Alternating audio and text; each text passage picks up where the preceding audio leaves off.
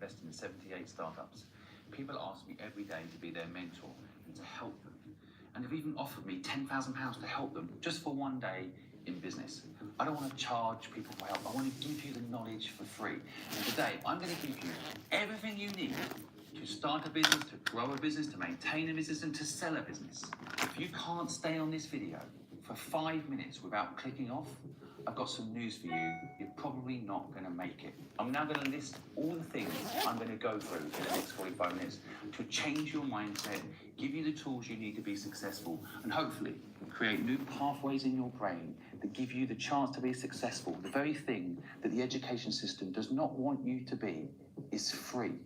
Working for yourself, controlling your own destiny. So today we're going to cover how to start a business with no money, how to win and the secret to it all in business, how to lose, important, how to do a mind map, which is much better than a business plan, much more liquid, how to find purpose, very important, to motivate you to get up in the morning, to motivate your team to get up in the morning, and to motivate customers to want to work with you, how to find a co-founder, something that I personally believe is like having a relationship partnership.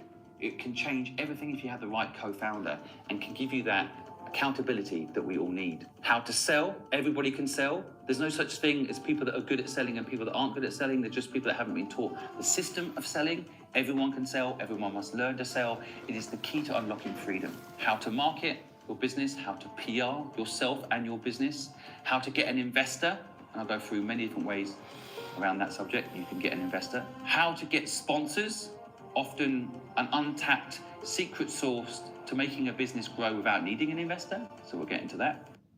Imagine being able to build anything just by thinking about it. Meet Base 44. How to build a company brand, because I honestly think value comes from building a brand, not a business. And we'll go into what a brand is and how to build one. How to build personal brand, which in this day and age, without doubt, is vital. You can't really build a company today without having a personal brand. And I'll get into personal brand on a public stage and personal brand within your industry. How to hire, how to grow, how to build, how to go global, which is easier than it sounds and probably very important so you're not stuck in one market and leaving yourself vulnerable. How to get a mentor. There is a way to do it and nearly nobody does it. And how to avoid big mistakes, but accept luck into your life. Make luck happen in your life. And finally, how equity works and how to sell your business. At the end of this video, you will know everything that's taken me 35 years to know.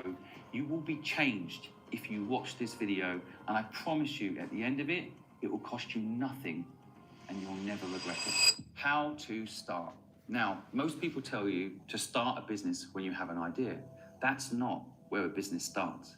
A business starts with a feeling, an instinct that perhaps you need to make a change, and then applying yourself to learning what is the best way to build something that you love. Now, everybody tells me that starting a business is filling a market gap or finding a niche. That is not true. One of my most successful early companies was a company called Fluid. This company turned into one of the biggest agencies in Asia, which I sold to PricewaterhouseCoopers for more money than I'll ever need. And when I launched that company, there was 500 other businesses doing almost exactly the same. So how did I manage to win?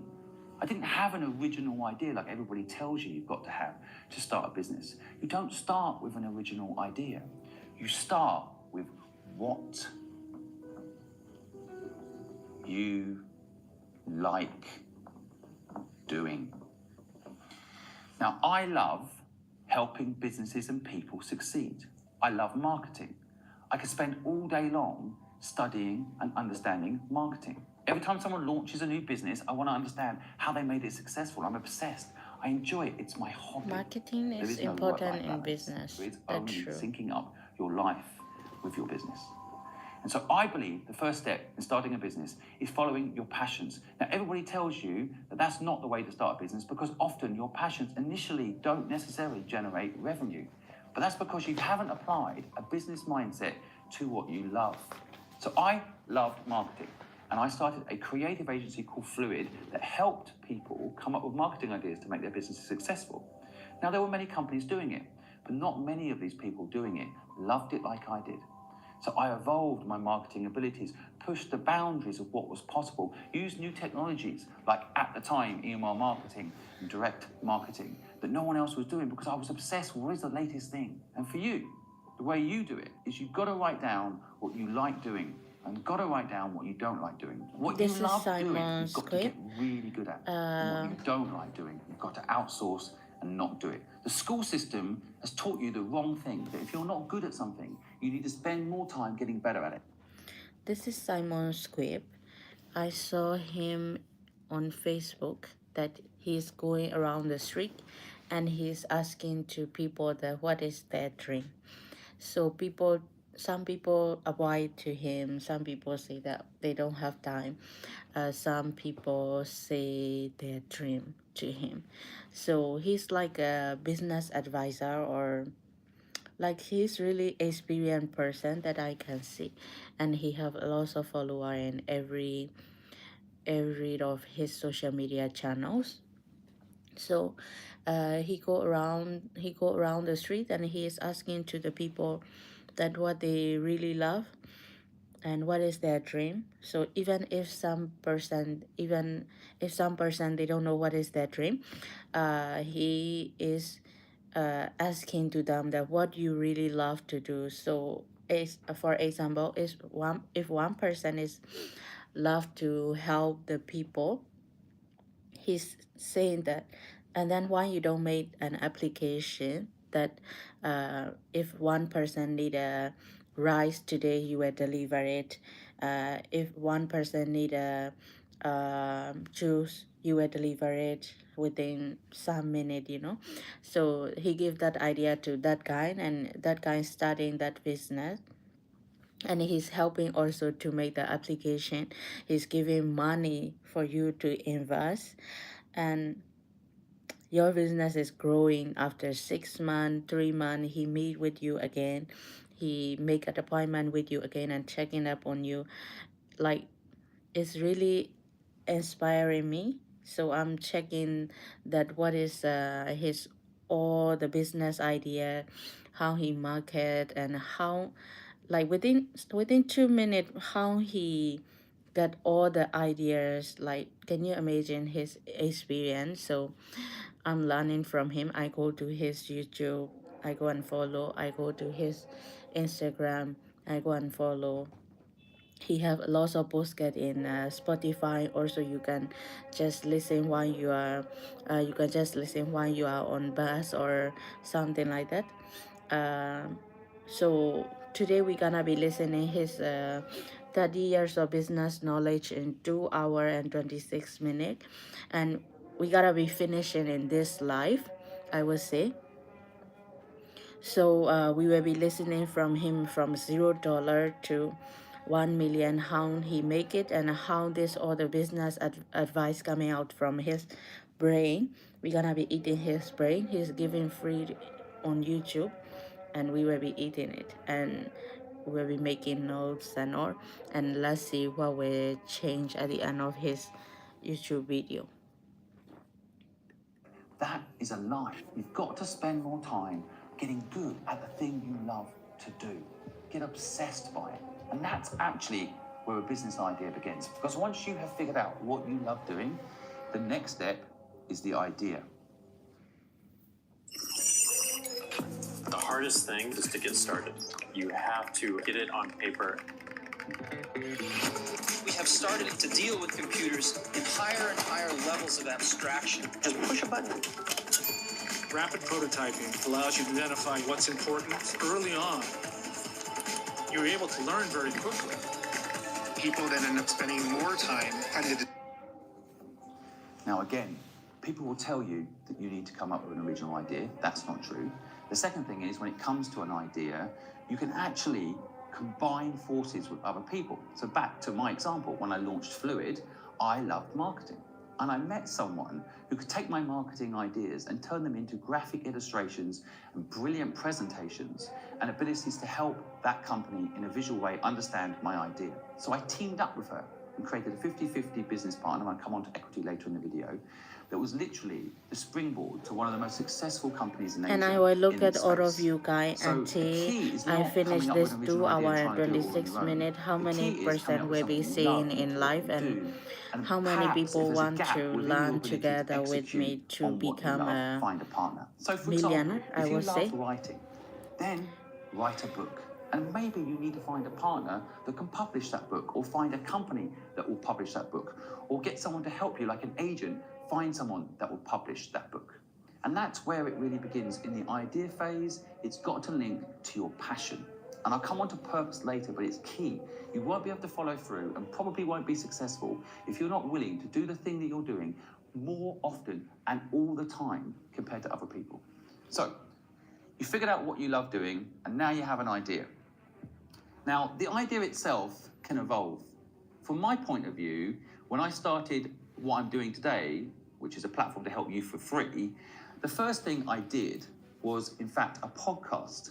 So the step after idea is step 1, execution. And execution involves what is the first thing you can do to make your business idea come to life. And for me, in my example, it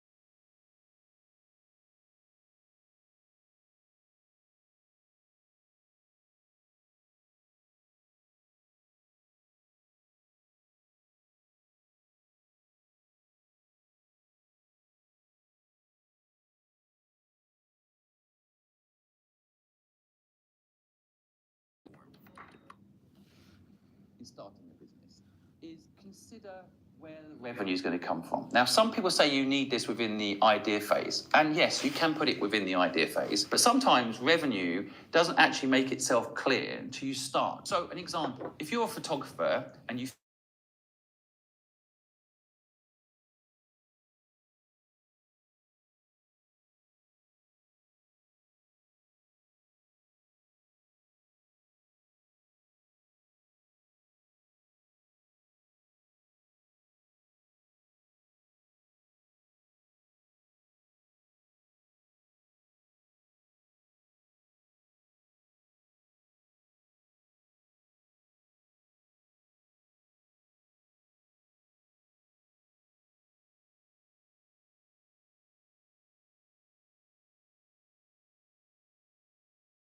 we did. So if we helped a company be successful, sell more product, we took a percentage of those sales. Now, that was not part of most companies' business models, because most people start with an idea and then they do a revenue model and then they start. A famous quote is, everyone's got a plan till they get punched in the face. And the truth is, when you launch a business, you just want to keep yourself nimble, like a boxer. You want to see what is going to be the best punch combination for you to make your business work.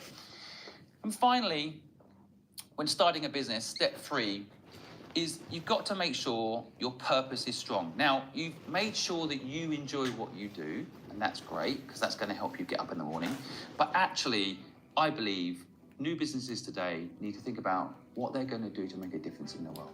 How are you going to make sure that people want to work with you?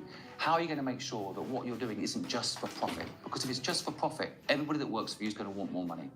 Everybody that's working with you is going to want to pay you less. But if you have a purpose bigger than yourself, and identify that purpose and install it in your business, I promise you, you won't be managing people anymore. One of the biggest stresses of building a company.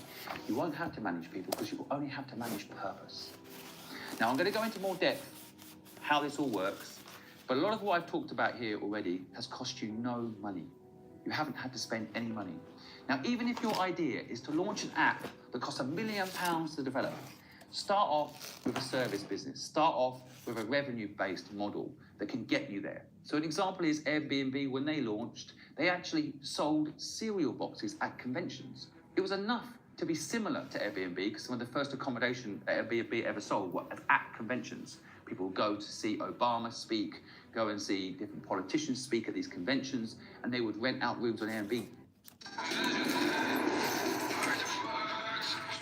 So you should go to your goal. How can I say?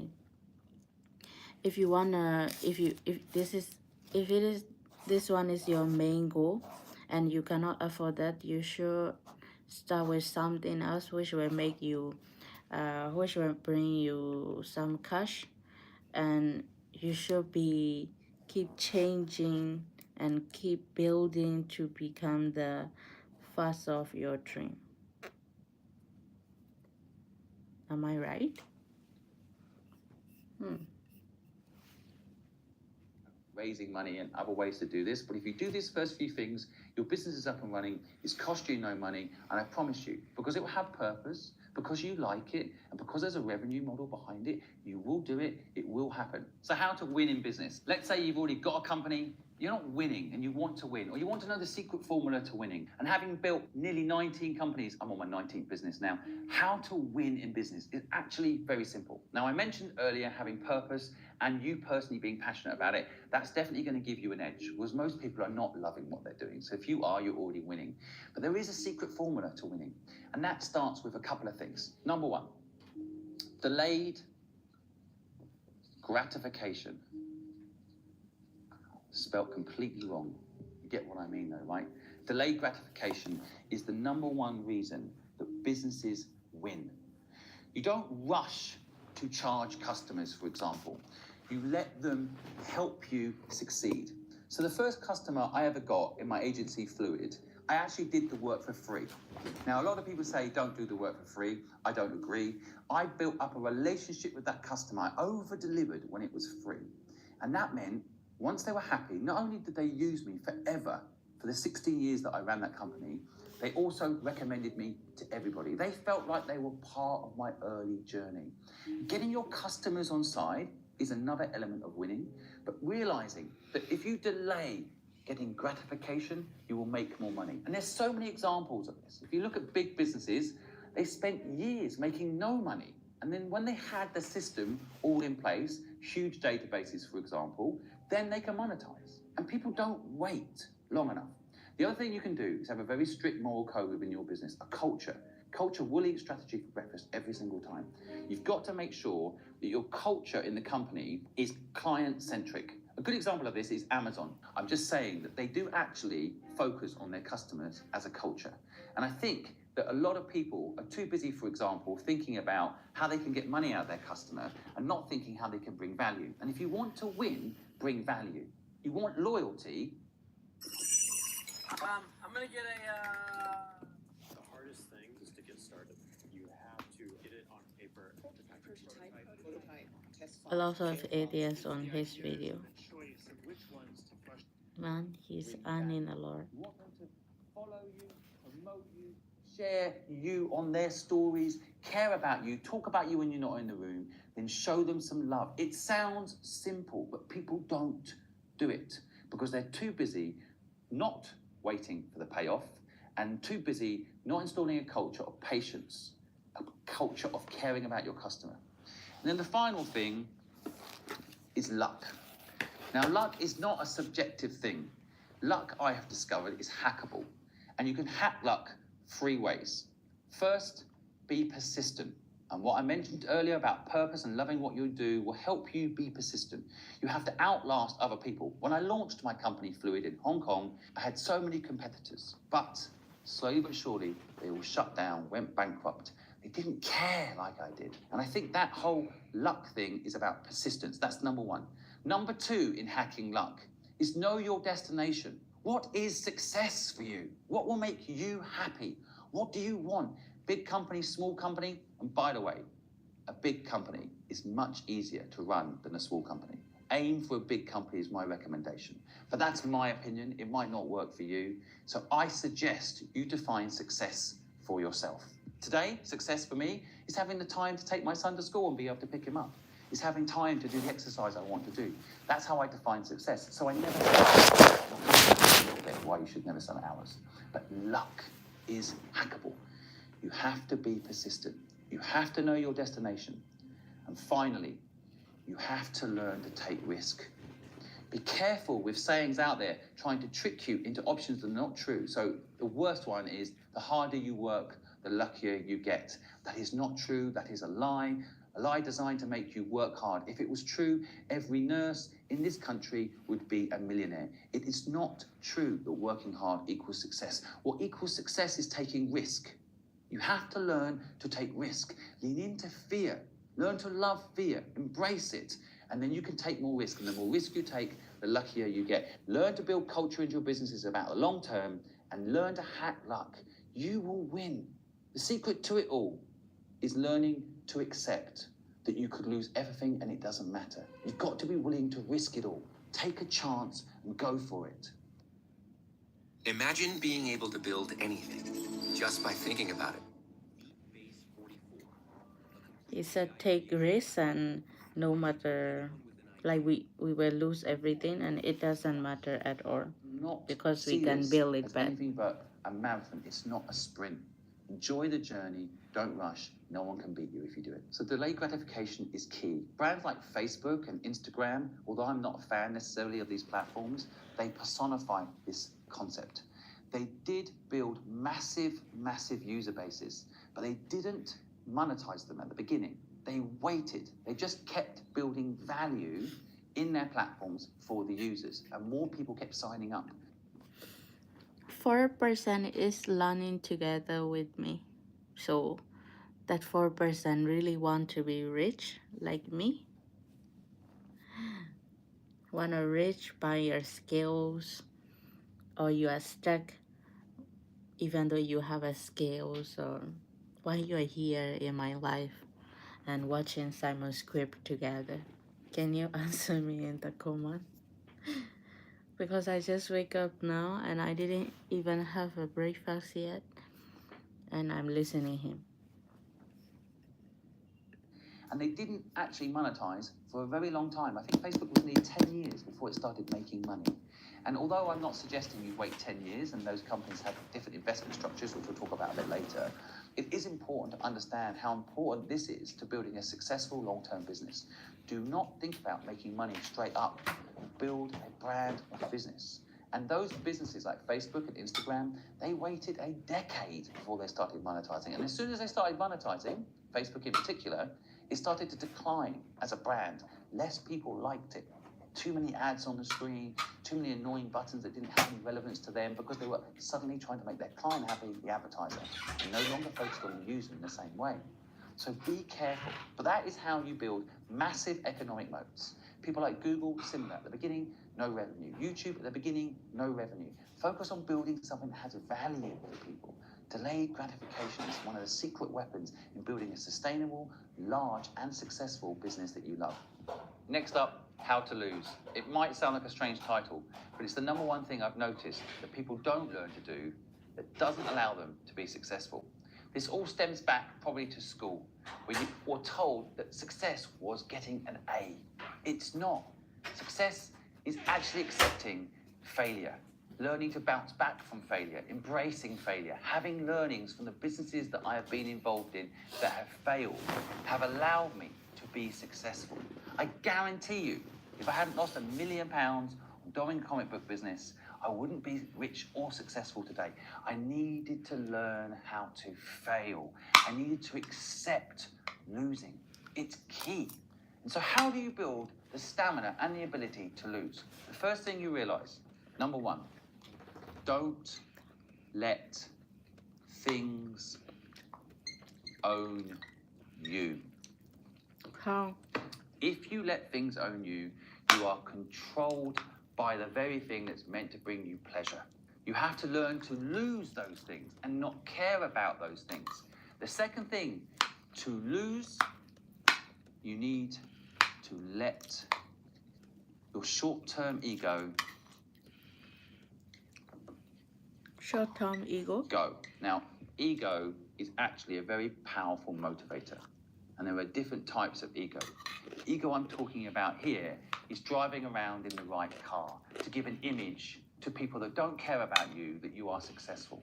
Do not worry about this. Learn to enjoy looking like you're a loser. Let people underestimate you. It is so powerful to be underestimated by your competition, even by your customers, because if they think you can't deliver and you do, then brilliant. Do not worry about losing. Learn to be a D student. Love to fail. That's why 80% of A students end up working for D students, because A students are scared to lose. They don't want to lose. They always want to get an A. They always want to be seen as the smartest person in the room. Don't worry about it. Learn to lose. Learn to embrace getting a D. And getting a D in business means The hardest thing is to get started. You have to get it on paper. We have take your time. Don't let someone else decide whether or not you're successful or not. Do not let anybody else tell you how to do things. And ironically, power up your ego in a different way. An internal ego that tells you you're not a loser. You know where you're going. No matter what people judge you based on the car that you're driving or where you're living or what you do with your day, don't let them decide that you're a loser. Let them think whatever they want.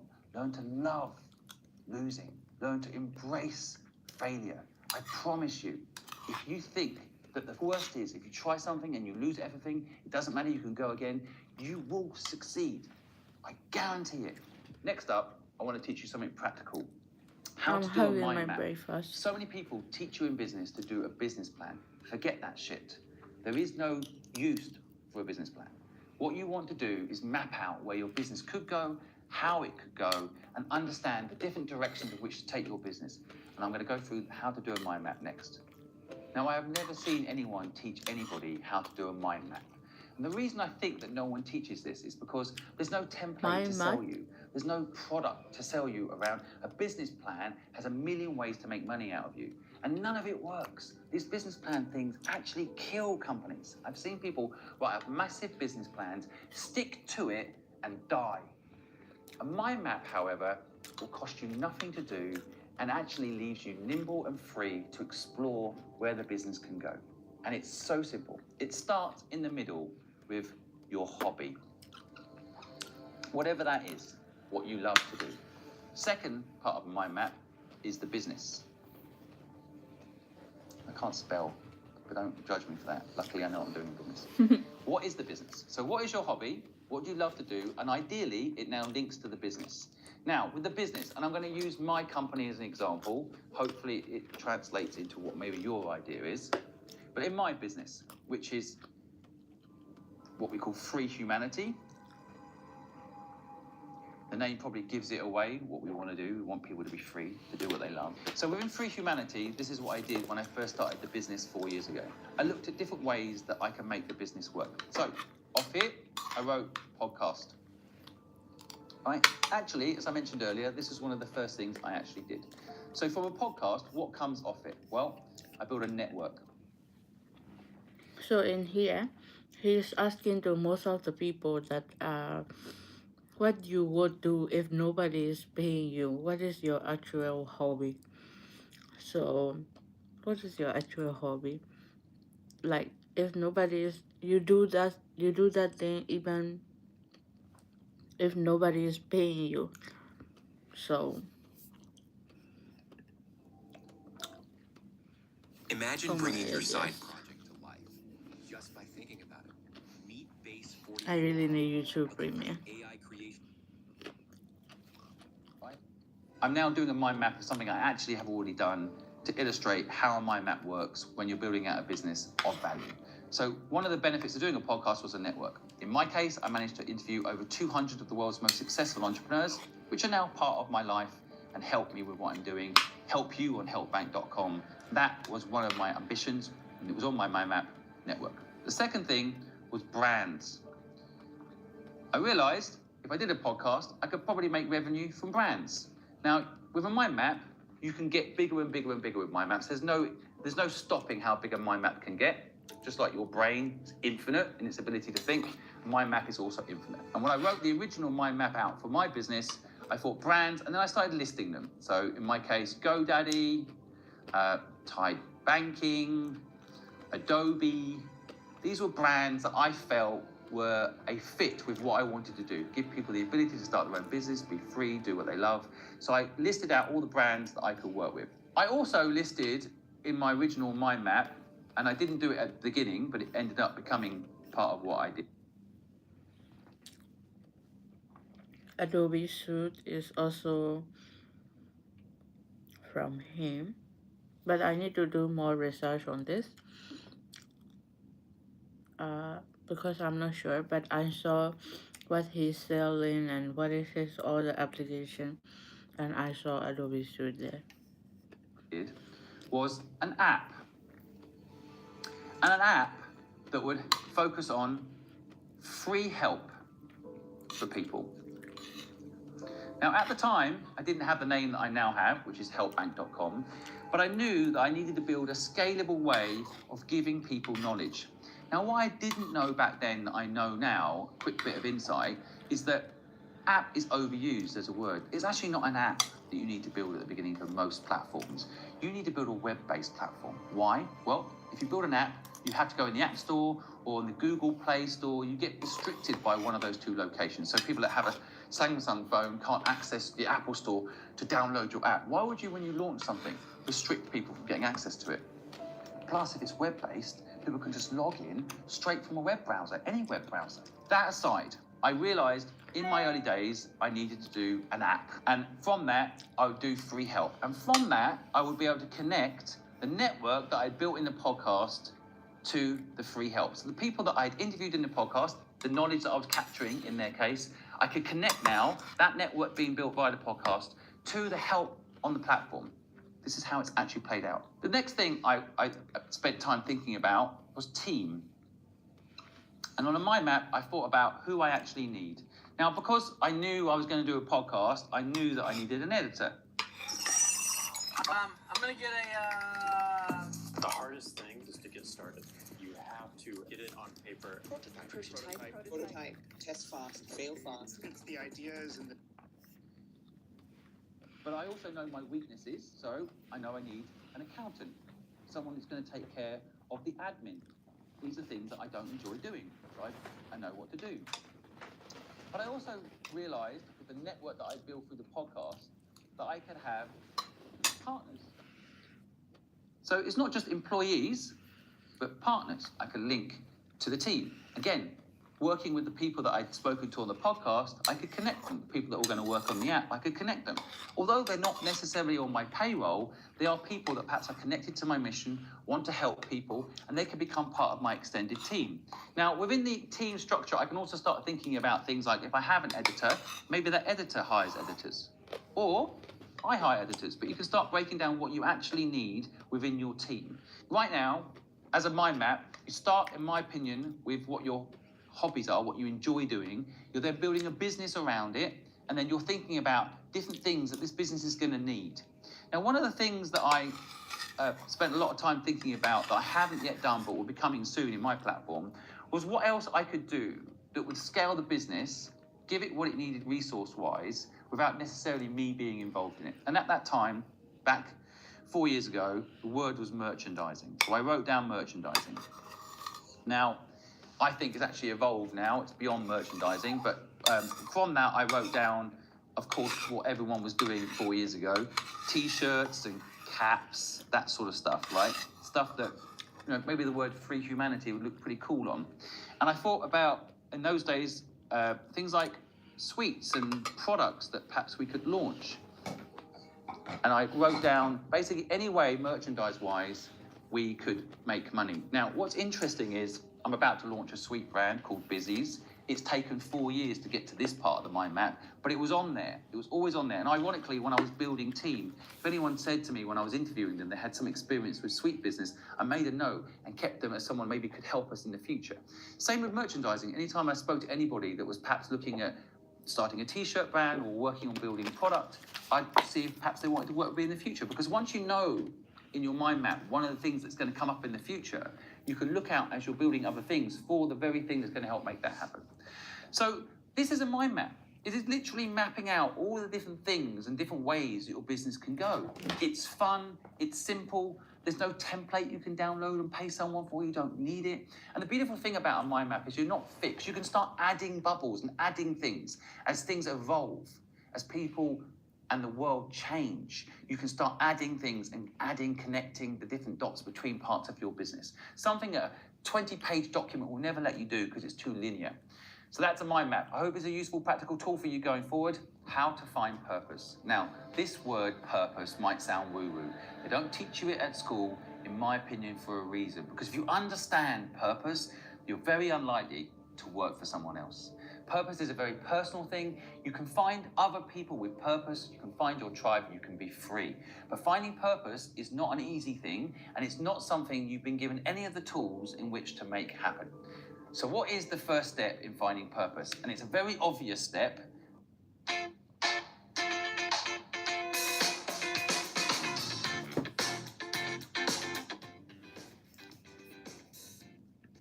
That people do not do and think about it.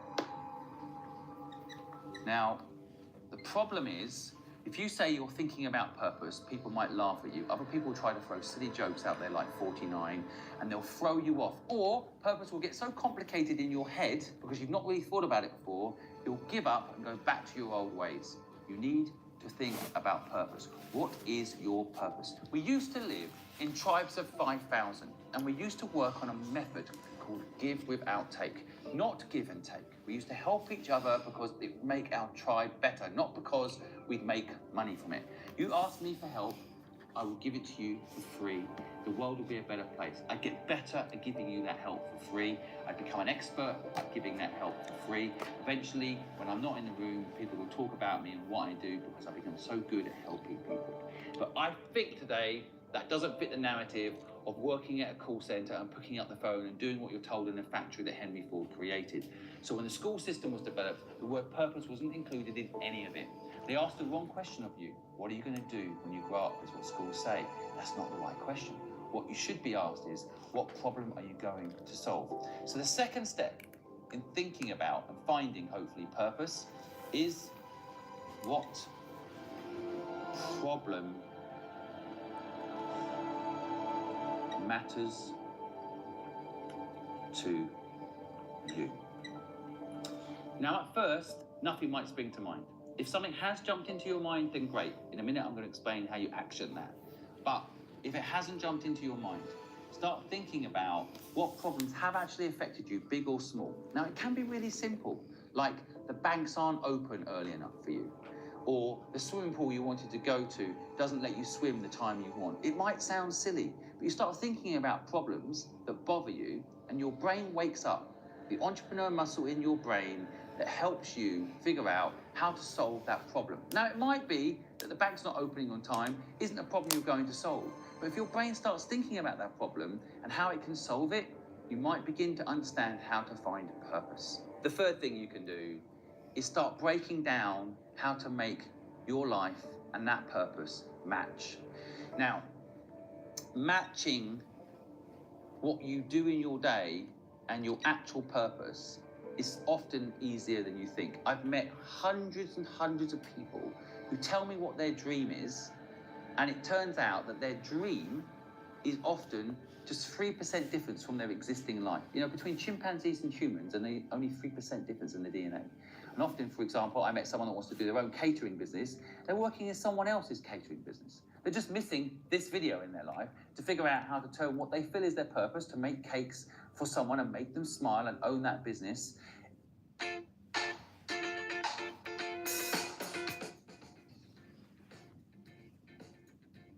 So, so we work for someone, and we forgot to work for our own self. So every day we are working 9 hours, lots of hours working for someone else's company, but we want to become rich, and why we are not building our own self and work for ourselves instead of working for someone else and making ourselves down. We work for 10 years, we work for 70 years, 20 years, 30 years, it will not make us rich. If you want to become rich and become your own self, it's only inside us, and we need to wake them up. This what he say, entrepreneur mindset, and we have to start working on ourselves. Even if it is 1 month is enough, he's saying that. So if we listen how he take out the advice from the people doing and making much in their life, uh, maybe we will find out something and you will find out something. You will get some idea while you're watching together with me. So um, I think we should finish until 2 hours and we will know something, and maybe if we, it will be helpful, you know. They're also not realizing that actually their purpose is nearly there. In fact, I would argue that the system sometimes wants you to feel like you're getting enough satisfaction that you don't need to make a change. So in other words, if you are working for someone else baking cakes, even if they're not using the ingredients you would use, or they don't care about the customer the same way that you do, at least you are baking. But you've got to break free from this thinking. You've got to realize that if you're going to do your purpose, you have to learn what I said earlier, take risk, but most importantly, to truly know yourself. I once interviewed a billionaire on my podcast and I asked him, how did you build your intuition? And he said to me, I used to go and ask my mum or my dad a question when I was young, and they both used to say to me, you know the answer. You know it. Never gave him the answers. So he had to go away and figure out the answers for himself. And that in itself is the point I'm trying to make here. You have a purpose. Yes, I can help you get there, but you need to ask yourself, what is that purpose? How are you going to make it happen? How are you going to get there? And you do it by thinking about it, asking yourself not what you're going to do when you grow up, but what problem you want to solve, and then matching your life to that problem. The final thing I'll say, you don't have to do this thing on your own. Let's say you care about climate change. And I would just say, we don't need to save the planet, we need to save humans. When the humans are gone, the planet will be fine. But let's just say you care about saving the planet. You can go and work with other people doing something in this space. The only thing I would say to you is make sure you ask for equity wherever you work. I'll come to that a bit later, how you do that and why you should do that. But that can be still a way for you to have the life you want. You can find your purpose and then go work with someone that's actually doing it. So in my organization, behind the camera right now, it's a whole group of people, talented people that care about the same thing as me. So they can go off and help people in their own way like they want to, or we can come together as a team and solve the problem together that people don't have the knowledge they need to do what they love. What I have noticed is that once you find your purpose, and this is what you need to be careful of, is that you don't think that it's such a big purpose like solving the world's problems, that you don't do it. You can team up with other people to do it. And I will tell you, 1 + 1 = 11. Remember that. Once you know your purpose, you can seek out people and communities 1 and + old 1 days = tribes to 11. help you go and fix this problem with other people. But if you don't know That's impressive. what that purpose is, you won't do this and you will get stuck working on someone else's purpose, someone else's destiny. And I promise you, it's harder to work for someone else than work for yourself, despite what you have been told. How to find a co-founder. Now, if you're someone that likes to work alone, you can perhaps skip this bit. But I would say to you before you do, make sure you understand the power of a co-founder. Sometimes we get caught in our own ignorance bubble. We think we know what we know, but you don't know what you don't know. So be cautious. I saw 4% watching together with me. So you guys are learning together with me, and you guys want to become a rich person who own over million, billion, and work on your business with your mind, that thing you love. So you want to start from that one, and you're watching together with me. So if you want to learn every day with me, you should subscribe my channel, and we will learn every day together, and we will be improving together if you want to. Before you skip this section, you're absolutely sure that a co-founder cannot bring you value. I will tell you first up why a co-founder can bring you value. It's a bit like if you get a gym membership, you probably don't go to the gym. But if you have a buddy who goes to the gym every morning, you often have accountability and you go. For me, that's one of the #1 reasons I love having a co-founder. Now, there is a counter argument to having a co-founder you'll hear from many people, which is, well, why would you give up 50% of your company to have a co-founder? I personally would rather have 50% of a business I enjoy that's successful than 100% of a nightmare and a failure. And I honestly think, with all my heart, that if you get a co-founder, your life is better. How do you get a co-founder and what should you look out for is something I'm now going to cover. But I want to just say, you have to think carefully about the equity structure. And later in this video, I'm going to talk about equity, and it's going to be important, and it's going to connect back to this. But for now, I'm just going to talk in this bit about how to get a co-founder. Now, the first step is to identify what I said earlier, which is, what do you love to do? I'm gonna get a. The hardest thing is to get started.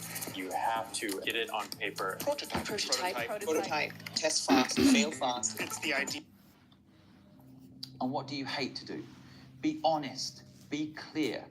Hate and love, right? Hate and love. Now, once you've identified what you hate to do and what you love to do, you can identify what is the perfect I understand co-founder. what we love to do, Because you but want I don't someone understand what we hate to do. that has the opposite skill to you, but, and this is very important when looking for a co-founder, I'm going to put it as #2, has the same moral code. This Moral process code? of finding a co-founder is pretty much the process of probably finding a partner in life. You're going to spend a lot of time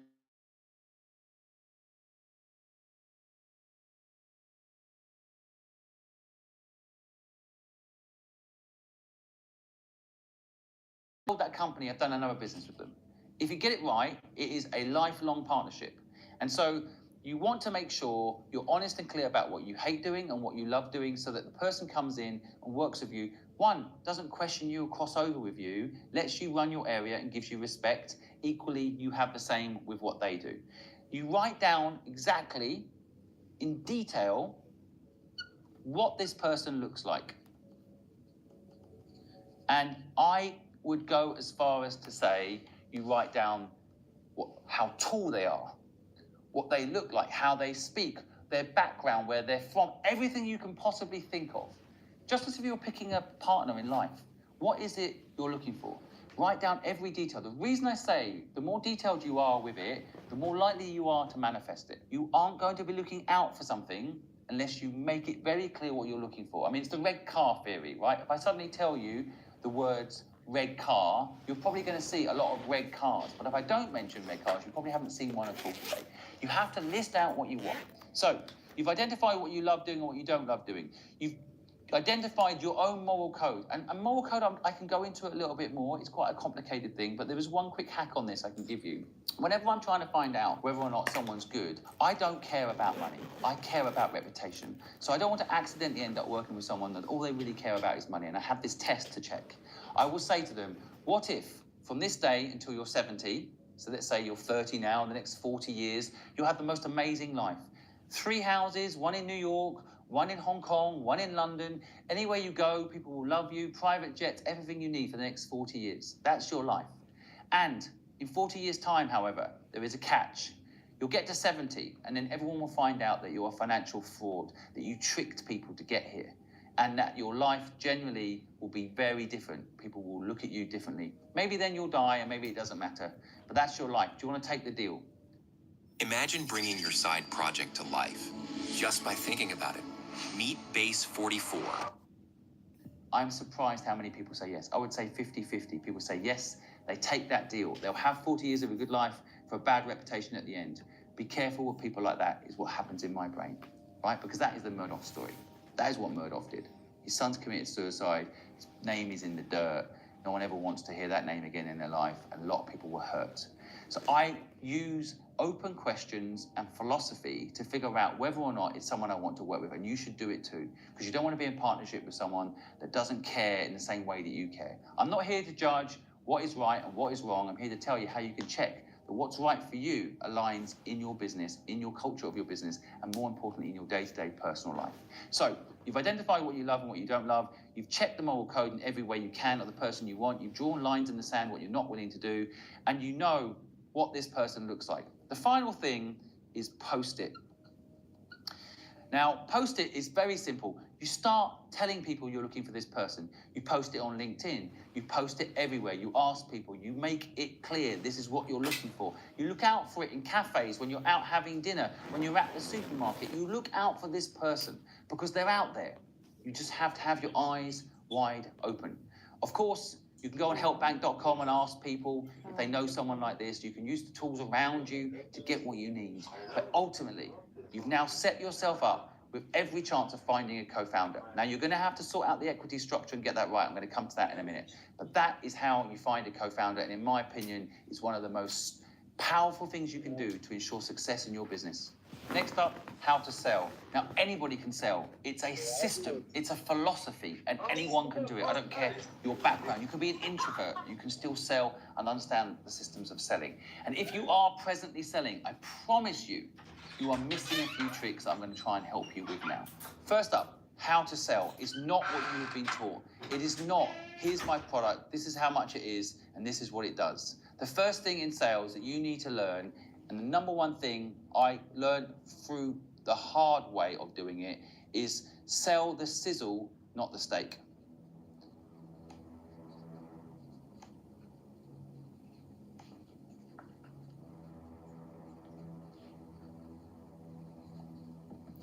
So what does that mean? Well, let's pick one of the best products ever sold.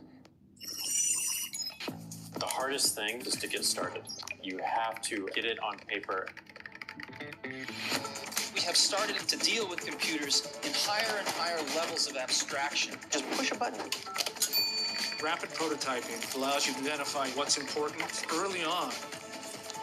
You're able to learn very quickly. People then end up spending more time on the decisions of what they want to actually make.